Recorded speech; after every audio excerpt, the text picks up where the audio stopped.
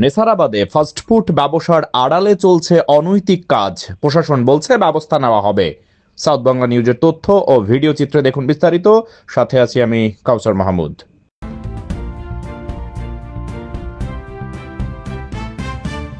নেসারাবাদ উপজেলায় ব্যাঙের ছাতার মতো গজিয়ে ওঠা বেশ কিছু মিনি চাইনিজ ফাস্টফুড দোকান ব্যবসার আড়ালে চলছে অসামাজিক কার্যকলাপ। ওইসব মিনি চাইনিজ ফাস্টফুড রেস্টুরেন্টের দোকানে আগত খাবার বিক্রির আড়ালে নেওয়া হচ্ছে যুবক যুবতীদের একান্ত সময়ের বিল। দোকানগুলোতে বিশেষ করে স্কুল কলেজ পড়ুয়া ছাত্রছাত্রীদের ক্লাস চলাকালীন ওয়েটিংয়ের নামে অসামাজিক কার্যকলাপে লিপ্ত হওয়ার সুযোগ করে দেওয়া হচ্ছে। সম্প্রতি উপজেলার ফাস্টফুডের একটি দোকানে একটি অসামাজিক কার্যকলাপের ভিডিও ফুটেজ ছড়িয়ে পড়েছে। দিনের বেলা প্রকাশ্যে ফাস্টফুডের দোকানের ভিতরে এসব অসামাজিক কার্যকলাপে উদ্বিগ্ন হয়ে পড়েছেন অভিভাবক সমাজ। স্থানীয় সচেতন মহলের লোকজনদের ভাষ্যমতে আইন শৃঙ্খলা বাহিনী তৎপর হলে এগুলো বন্ধ হবে, অন্যথায় দিন দিন উপজেলায় মিনি চাইনিজ ও রেস্টুরেন্টের আড়ালে অনৈতিক কার্যকলাপ বেড়েই চলবে। মিনি চাইনিজ ফাস্টফুড ব্যবসার আড়ালে যে দোকানগুলোর নাম এসেছে তার মধ্যে অন্যতম হলো মিয়ারহাট বাজারের দুটি দোকান, যার একটি হলো মিয়ারহাট বাজারের ডাচ বাংলা এজেন্ট ব্যাংক সংলগ্ন ইয়োলা কিংস, অপরটি হলো বাজারের ভেতরে এএফসি, যার পৃথক দুটি ভিডিও ফুটেজ সাউথ বাংলা নিউজের হাতে এসেছে।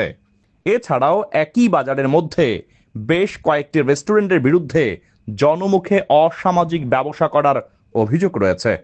অনুসন্ধানে জানা গেছে উপজেলায় মোট 31টি বাজার রয়েছে, যার ভেতরে মিয়ারহাট, ইন্দেরহাট ও স্বরূপকাঠি পৌরসভার অলিগলিতে ফাস্টফুডের ব্যবসা প্রসারিত হচ্ছে। বাজারগুলোর অলিগলিতে বাহ্যিক দৃষ্টিতে অত্যন্ত দৃষ্টিনন্দন এসব রেস্টুরেন্টের ভেতরে কি আছে তার খবর কেউ রাখে না। খোঁজ নিয়ে জানা গেছে কোনো কোনো দোকানের ভেতরে ছোট ছোট কেবিন তৈরি করা, আবার কোনোটার ভেতরে রয়েছে সোফা সেট, সাথে মৃদু আলোর নানা রঙের বাতি। ওইসব দোকানে সকাল 10টা বাজার সাথে সাথে শুরু হয় কাস্টমারদের পদচারণা, যেসব কাস্টমারদের বেশিরভাগই স্কুল কলেজ পড়ুয়া তরুণ তরুণী। সেখানে ঘন্টার পর ঘন্টা একান্ত সময় কাটানোর প্রধান আয় হচ্ছে তাদের। এভাবে রাত 9টা পর্যন্ত থাকে দোকানের ব্যবসা। মিনি চাইনিজ ফাস্টফুডের দোকানে এসব অসামাজিক কার্যকলাপের বিষয়ে জানতে চাইলে ইয়োলো কিংসের পরিচালক মোহাম্মদ সিফাত বলেন, আমি দোকানে থাকি না, আমার দোকানের শেফ মোহাম্মদ সাকিব নামে একজন থাকতো। ঘটনার পরেই আমি সেই সাকিবকে সাজা দিয়ে বের করে দিয়েছি। আগে একটা ছেলে সে ছিল ওই যে সাকিব নামের, ও আর এখন কাজ করে না। সাকিব ওই ঘটনার পরে সরাই ফেলেছেন না?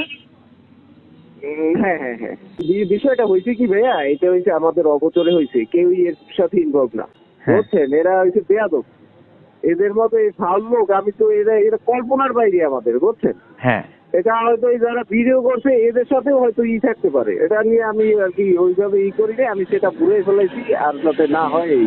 মিয়ারহাট বাজার পরিচালনা কমিটির অন্যতম কর্ণধার মোহাম্মদ ইমান হোসেন বলেন, ব্যাপারটি শুনে আমি উপরস্থদের জানিয়েছি, আশা করছি তারা দ্রুত ব্যবস্থা নেবেন।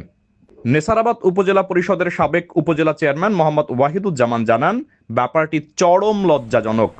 নিয়ম মেনে বাজারের ভেতরে ব্যবসা করতে হবে, অন্যথায় অনৈতিক কর্মকাণ্ডে কাউকেই ছাড় দেওয়া হবে না।